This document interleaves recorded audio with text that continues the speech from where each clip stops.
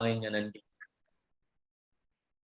I am the storytelling and engagement manager with Young Invincibles, and today you will be hearing me speak about the power of storytelling. Next slide, please. And before we dive in, before we begin, I really want you to think about these questions. I may or may not ask you these questions at a later time. Who are you? I ask myself this every single damn day. Who am I? What is my story? Why do I do this? Why do I wake up in the morning and log in and start answering emails and or go to the gym and or go to the grocery store? Why do you do what you do? What's your story? And instead of the question, where are you from? I challenge you all to challenge others when they ask you, which they undoubtedly will ask you, where are you from? Instead of that, challenge them and say, where I consider myself a local. We are an increasingly international, globalized society. And instead of where are you from, ask, where do you consider yourself a local? I myself consider myself a local of Chicago, Illinois, but I was born in Venezuela. I am from Palestine. My village is outside of Jerusalem, but it's like I speak more Spanish than I do Arabic. So it's like it's a crazy story, right? So where you consider yourself a local allows you to really take control of the question, right? So a little bit about me. Well, you already heard that. Sam Hassan, storytelling engagement manager, Young Invincibles. I'm coming to you live from my kitchen in Chicago, which it is, I think it's like 35 degrees, maybe 40 degrees outside. Either way, it's freezing and I'm cold. I am the storytelling manager. I really just help to remind you all how powerful your stories are. I just help to remind the world how powerful your stories are. Your stories can quite literally change a law and change policies. You could write op-eds, you can make videos, you can change people's minds, and you can remind them how influential your story is to create positive change in the world. And why does that matter to you? Someone is going to tell your story one day. So don't you want to be the person that gets to tell it first? Is basically my mantra. Don't you want to take control over your own story instead of hearing other people's words define you? So this is why it matters to you. You take control over your story, your lived experiences. Next slide, please.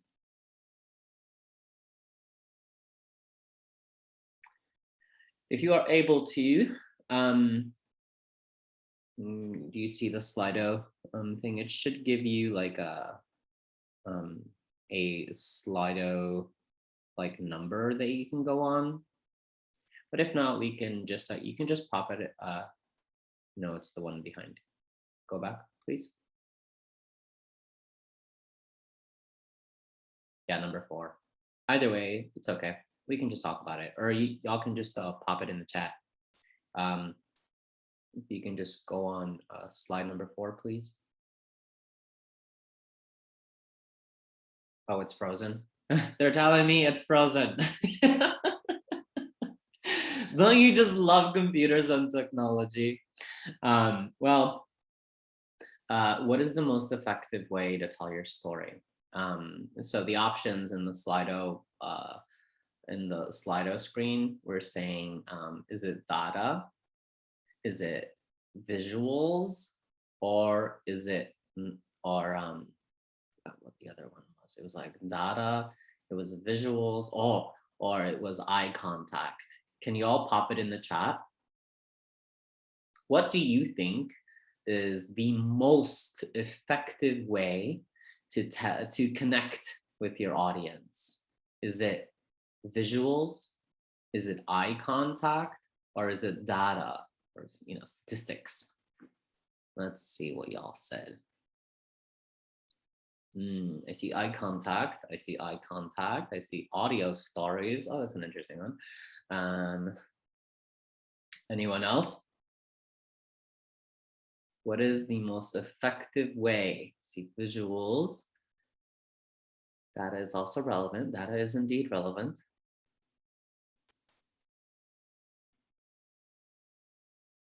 Okay, well, it's actually visuals, according to the Australian Bureau of Statistics, ironically, right? Data.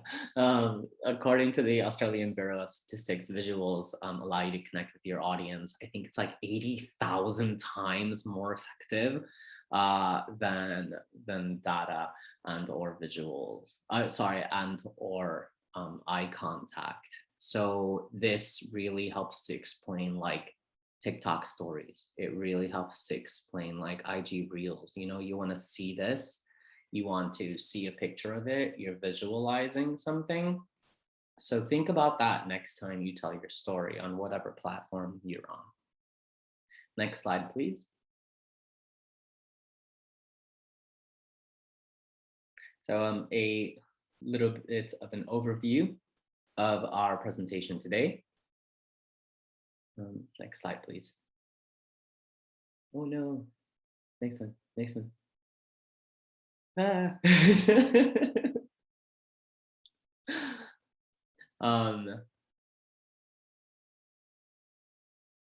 Yeah, okay. Oh yeah, we skipped that slide.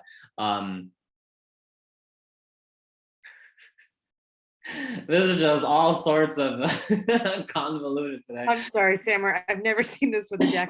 Really No worries, no worries. Once again, welcome to my life.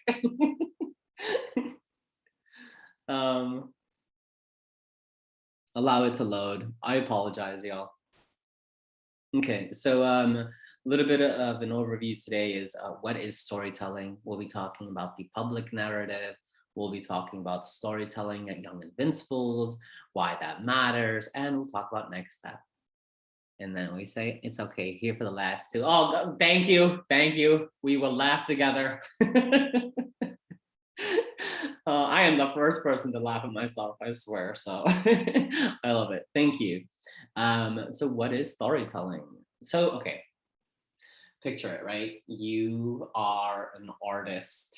You are creating this mosaic, and every single brush stroke you make gets the audience a little bit closer to the vision that's already in your head. You're basically trying to convey a message. That's what a story is. It has a beginning, it has a middle, it has an end. Go to an art gallery, attend a play, see some poetry. Look how they're formed. Look at the way they come together. There is an underlying message for the vast majority of stories, right? That's what a story is. Why do the caveman drawings well, what did the caveman drawings do, right?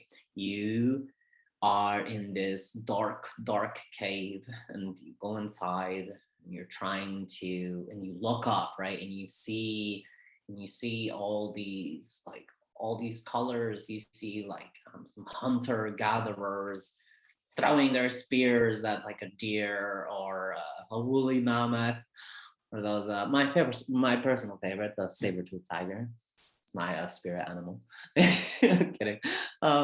What do they do, right? What does that mean? And what do these cavewomen try to portray in these visuals, right? Well, they're trying to convey a message. What was that message? Hey man, we hunt and we gather to survive, and we're alive, and this is what we're doing. And so we're letting you know that you come from a line of hunter-gatherers. You're conveying a message to your audience. You're showing them something. And that is the core strengths of storytelling, right? So we're here to inform. We're here to raise awareness. We're here to create an emotional connection. And hopefully, if we do it properly and effectively, an emotional reaction too. That is a great story, when your audience reacts, when they do things afterwards, where they feel some type of way. That's a story. So they motivate people to take action. So bottom line, stories are a repertoire of shared experiences. And some of those examples be the best of films. Have any of y'all watched Forrest Gump?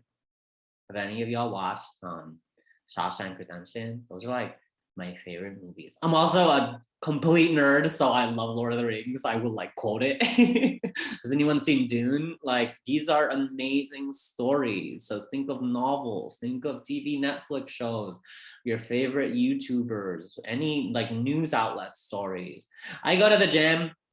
I'm on the rowing machine, just rowing for my life. And all over the gym are TVs everywhere, portraying so many different stories, one by one by one by one. They're all trying to convey a message to you.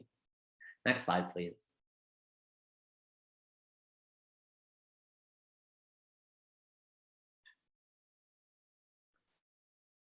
So I think we actually skipped a slide.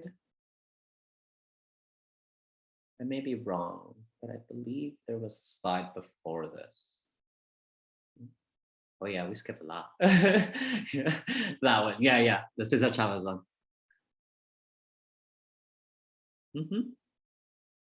Number 13, please. Thank you. So I wanted to give you an example. Does anyone know who Cesar Chavez is? Put it in the chat. Does anyone not know who Cesar Chavez is? Okay, thank you. Well, Cesar Chavez was, he was a Mexican activist. He was an agricultural worker in California. He shared his story and the story of his community in California, which were all agricultural workers. They were being exploited. They were being treated like crap. They were being treated like subhumans. And oh no, go back.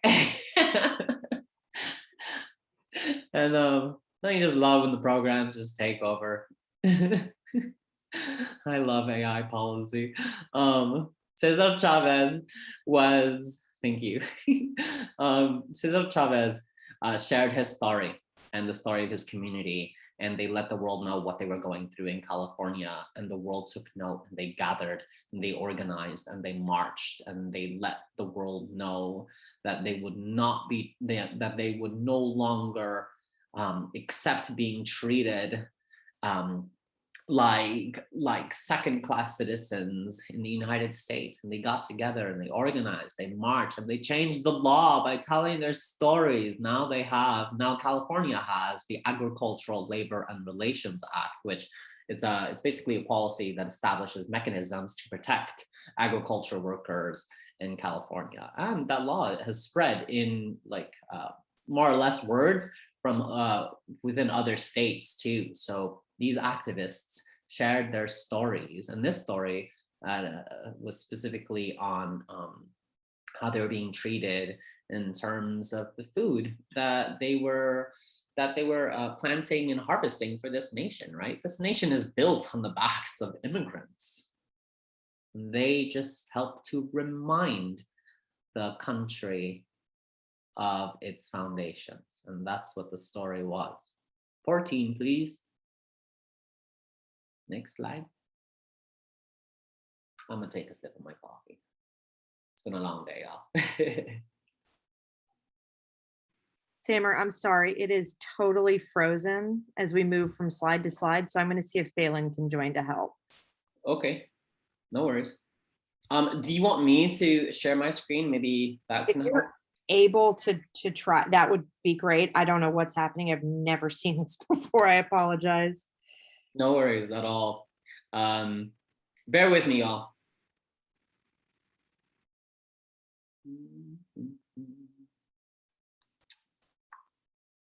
All right, let's try my screen. Okay, let's try this one. And does it work? Mine seems to work, Emma. So I'll just take over from here. But thank you. Back to your regularly scheduled show. A story is personal. A story is you and your audience, and that audience is what changes, right? your story never really like changes. You may tell it in different ways, but your story is still that same story that happened or that's happening. It's you don't really change like that. Your audience, however, does change. Your audience can be an elected official. Your audience can be a Zoom call like this, a Zoom call with hundreds of attendants. Your audience can be your social media platform, your TikTok, your IG Reels, your Instagram Live. So a story is personal and it's between you and whatever your audience is. So there's the public narrative side of a story, right? What is a public narrative? A public narrative is it basically talks about it's basically a link, right? It's a link between the stories of self, so the story of me, right, of you and I, the stories of us, the stories of our community, our people, our organization, our company, our town, our village, our city, and the story of now. It's a link. That is the public narrative, right? So a good public story gives us the challenges that you faced. It describes the choices that you made and the outcomes that you experienced, right? It's the collective, right? It's the story that the world sees, right? It's the public narrative. So what is the story of self? Well, why do you do what you do? Remember what I asked you earlier? Why are you even here? Why are you hearing me like listening to me blab away and like slowly suffer with these technological difficulties? Why?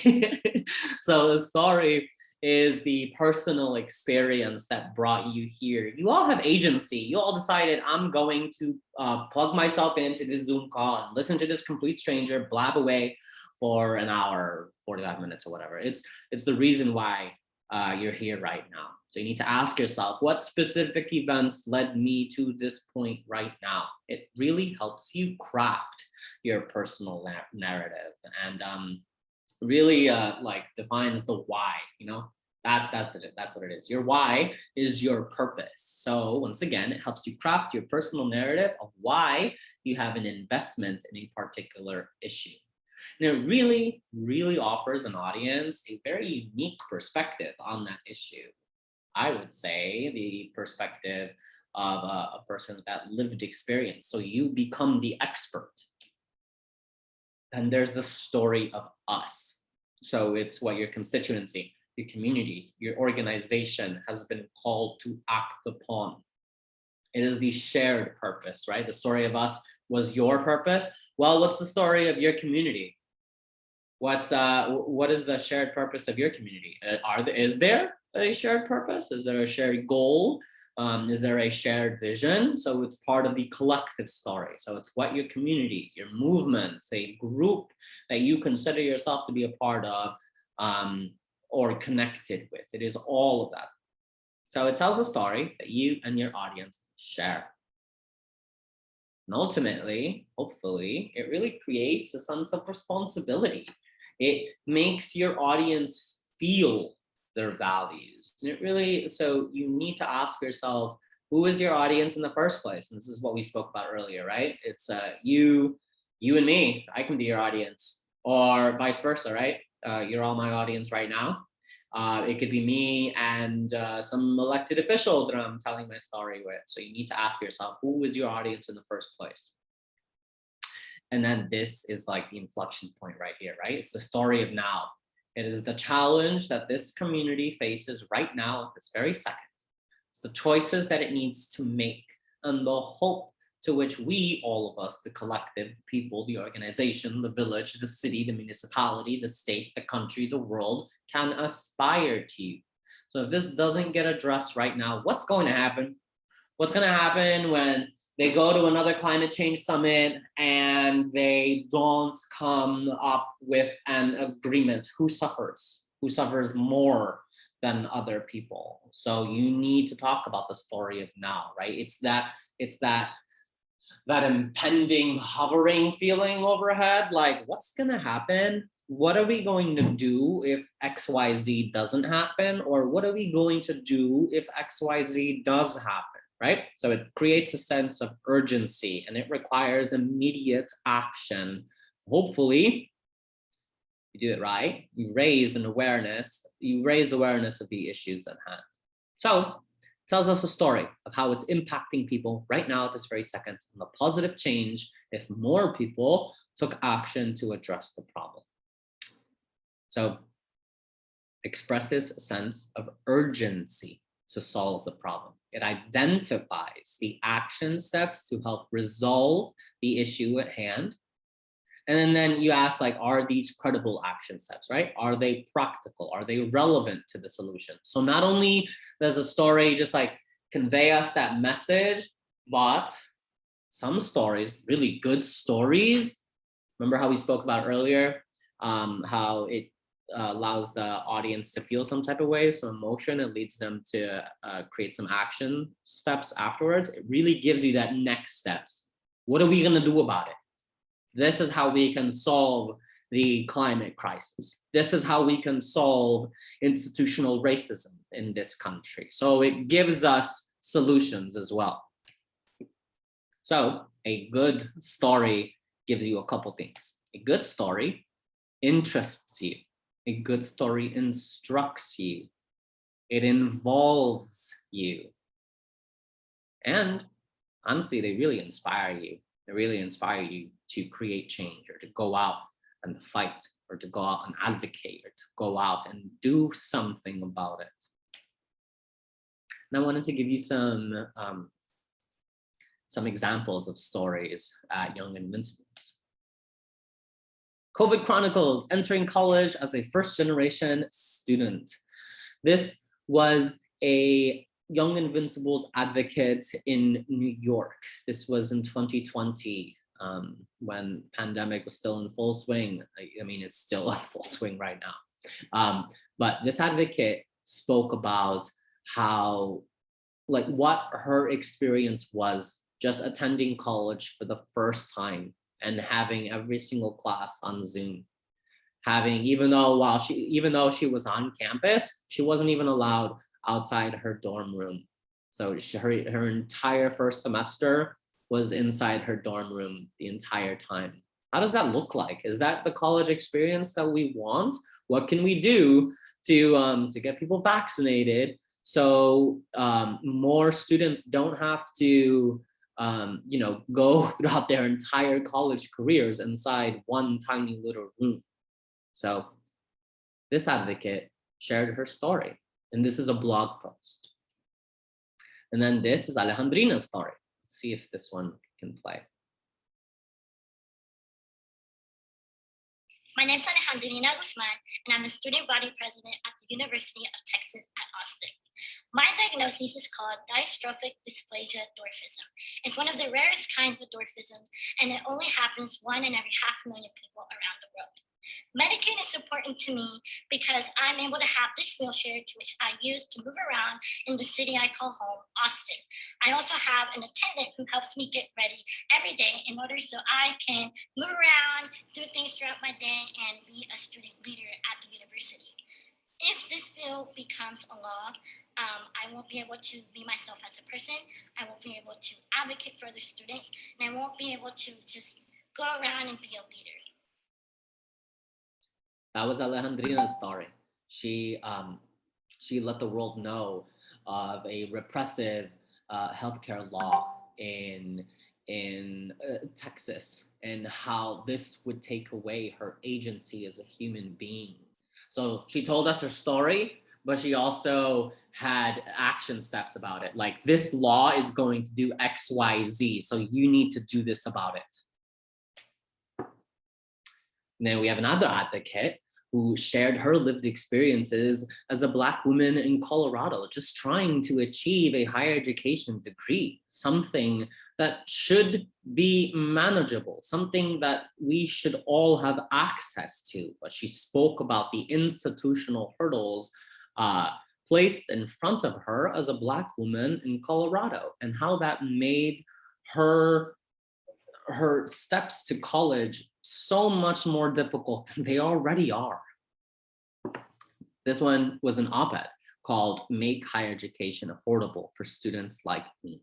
So what I'm trying to do here is trying to show you all the different types of stories. So we showed you a blog post, we showed you a video, we showed you an op-ed. And then this one was a story where a couple advocates went in to a podcast and shared their story on radio on regarding their stories in Colorado. They spoke about how their mental health was being affected. They were not only attending full-time college, but they were working full-time as well. How difficult is it to go to college while maintaining a job at the same time, maintaining your grades, maintaining a social life, maintaining family balance? How do you do it all? Why is it so difficult? Can we make it easier? Is there a policy that we can create to make college access more affordable, more accessible? These two advocates shared their story via podcast. I wish I could play it for you, but it doesn't really work like that. Yeah, listen to this. It's called The Next Generation of Advocates, a conversation with young Invincibles. And then here's another one. This is Eddie Encinales. She spoke about her lived experience as a college student, and I believe it was in Washington, D.C. While she was attending college, taking care of her family, working full time. At the same time, she already had student loan payments due. What could you do with your life if you had an extra $400 a month? That's a lot of money.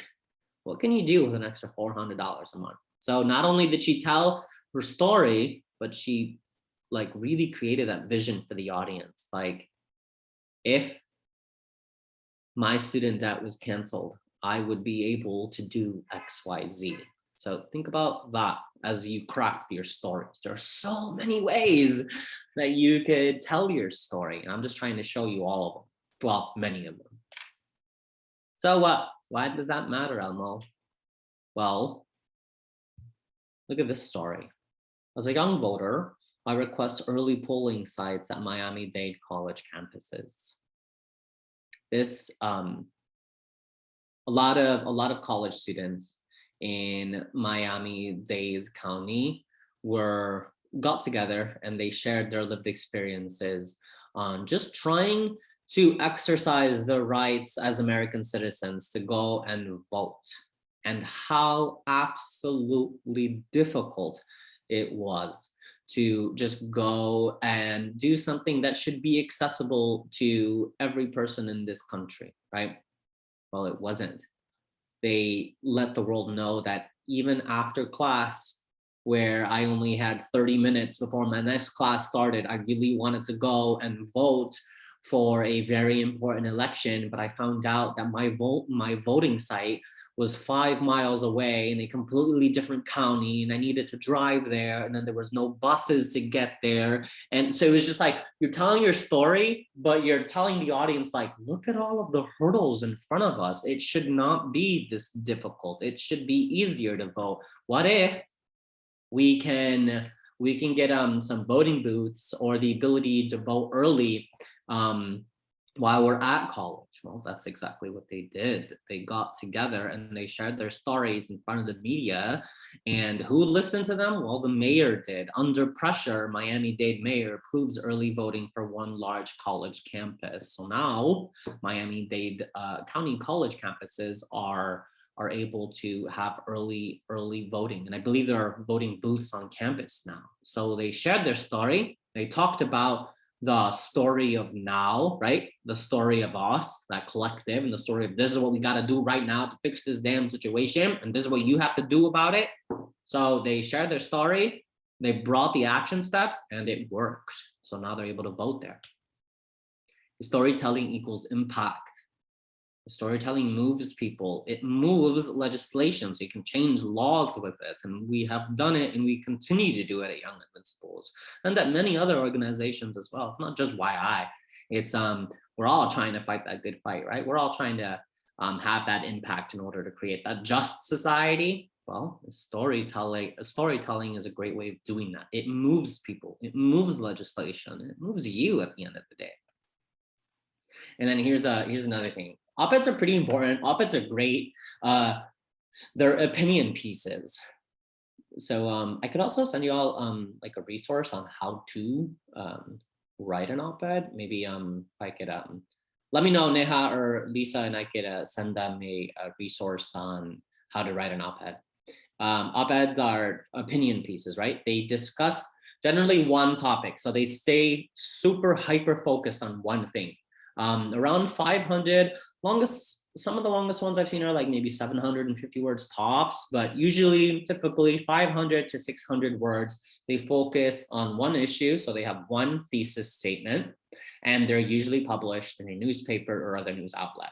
So they're a bit more formal than a blog post, like that blog post I showed you about the college campus experience amidst COVID. That was a bit more I'm not gonna say casual, but an op-ed is a bit more formal. So you're arguing something, you're asking to do something. So it's not a rant, you're not really narrating something, you are providing a thesis to an issue at hand.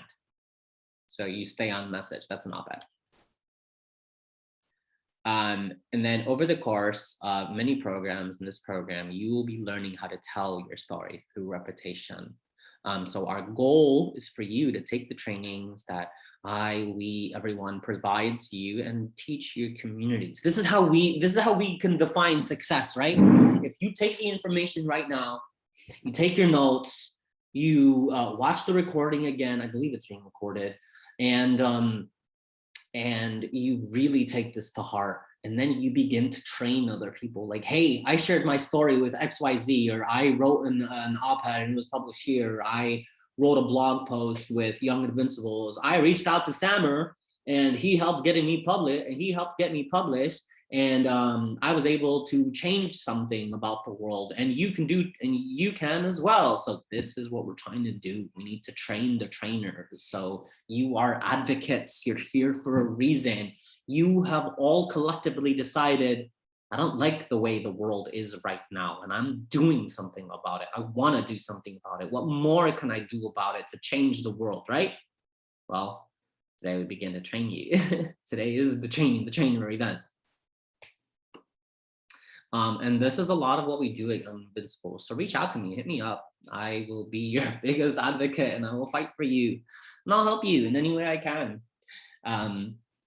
So we help young people share their story through various different mediums. So that could be social media, could be selfie videos, explainer videos, that could be blog posts, news articles, op-eds like I showed you, that could be interviews with reporters, that could be IGTV. Sometimes I run this IGTV live show with Young Invincibles, and I get to talk with a young adult on regarding their story and how that affects the community as a whole. And they're really cool. You should watch them. Maybe if you're interested, you should hit me up and be like, hey, I want to be on your show. Let me know.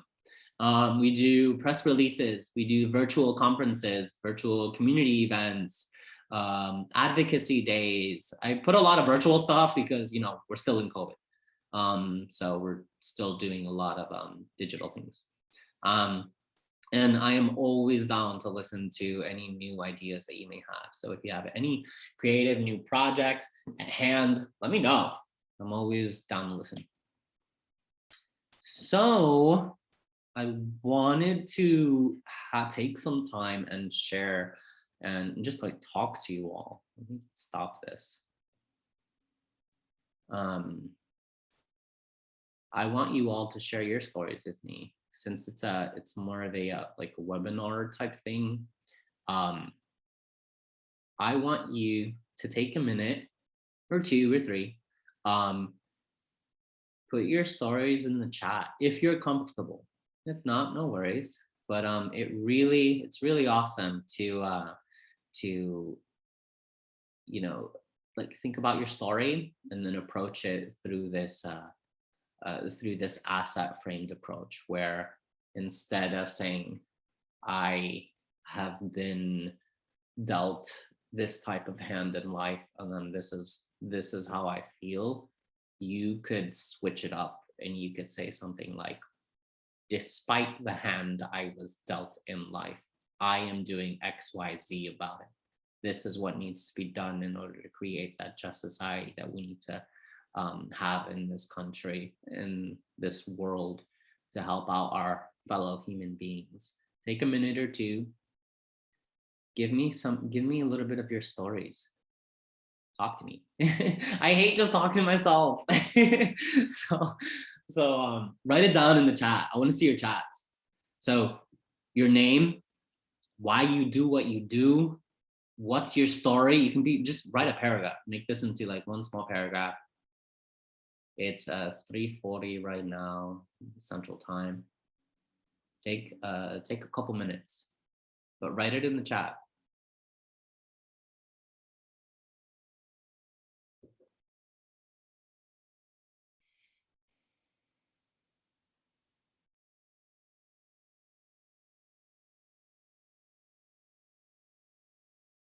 I know these are intimidating questions, right? But if you approach it in a way like,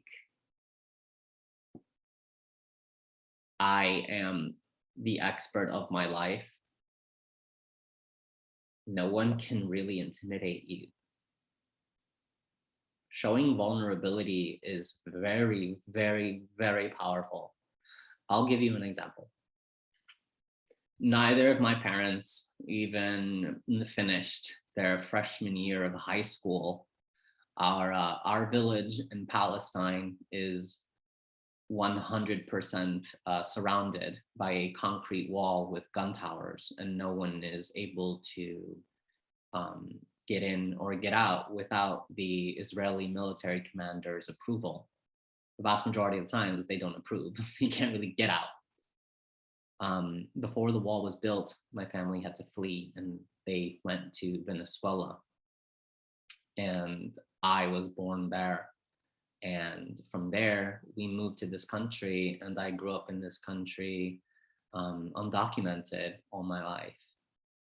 And then now, after so many years of fighting, now I have a green card. And after all these years of sharing my story, of not taking no for an answer, of letting people know that this is not the world I want to live in, and this is what we got to do to change it, here I am working as a manager at a research policy and advocacy organization. What? Like I went to college. I got to go to college. I lived in New York for some time. I graduated from Columbia University in New York, and now I'm speaking to all you wonderful people. Like,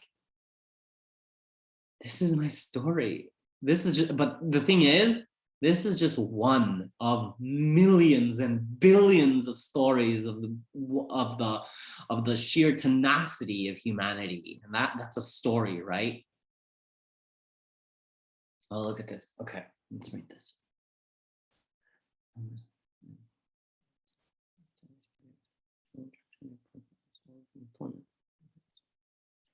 Okay, to expose the roots of transphobia and white supremacy. Awesome, awesome. You know, you're approaching this with that asset framed approach. You are an asset to humanity, is what my argument is in this entire webinar is. You are all powerful, and you have the power of taking control of your vulnerability and showing it to the rest of the world and saying, despite everything, I am creating the world I want to live in. So thank you for sharing your story.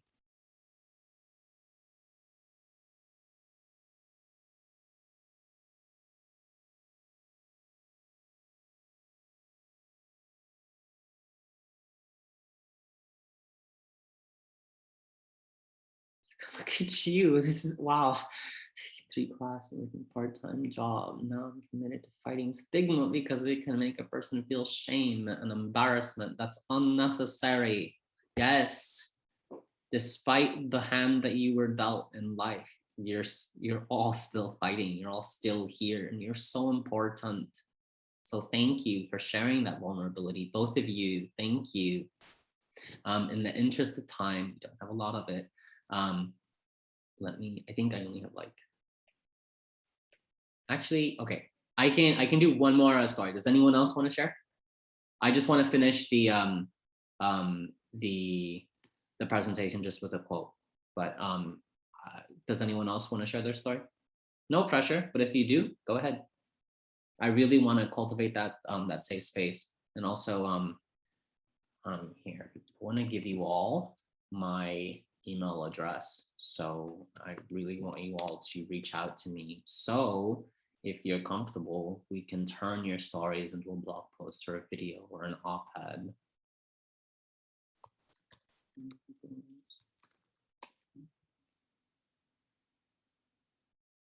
Here is my email. Okay, all right, we can go ahead and close it out now. Just want to share my screen just one more time. Okay. So thank you for sharing your story.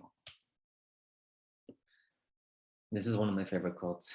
We can't always choose the stories that we have in our lives, but if we take a risk and we show that we are human and vulnerable, then that's where the best stories lie.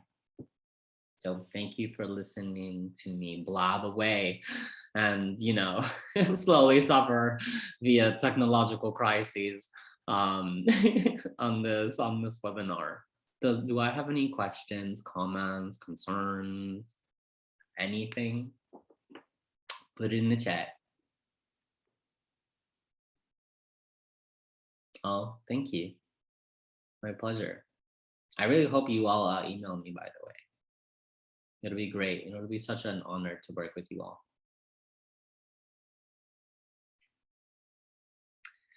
Okay, y'all. Thank you. You know, you could email me your story, then we can talk at a later date. So oh yeah, here. Thank you, Neha, for sending that, and then we could reach out to you all. Thank you everyone for having me today, and I hope you all have a wonderful rest of your days. Bye.